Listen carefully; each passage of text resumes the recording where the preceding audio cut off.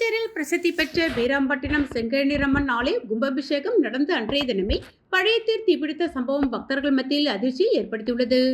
புதுச்சேரி வீராம்பட்டினம் மீனவ கிராமத்தில் சுமார் 400 ஆண்டுகள் பழமை வாய்ந்த செங்கழனிரம்மன் ஆலயம் அமைந்துள்ளது. இங்கு ஆண்டுதோறும் நடைபெறும் தேரோட்டத்தை கவர்னர் தொடங்கி வைப்பது வழக்கம். தேரோட்டம் ஒன்று புதுச்சேரி மற்றும் தமிழக பகுதியிலிருந்து லட்சக்கணக்கான பக்தர்கள் வருவது குறிப்பிடத்தக்கது. இந்த நிலையில் நேற்று காலை செங்கழனிரம்மன் ஆலயத்திற்கு மகா கும்பாபிஷேக விழா வெகு விமர்சையாக நடைபெற்றது. இதில் ஆயிரக்கணக்கான பக்தர்கள் கலந்து கொண்டு சாமி தரிசனம் செய்தனர். அதனைத் தொடர்ந்து இரவு அம்மன் வீதி உலா நடைபெற்றது. அப்பொழுது வான வேடிக்கை பட்டாசுகள் வெடிக்கப்பட்டன.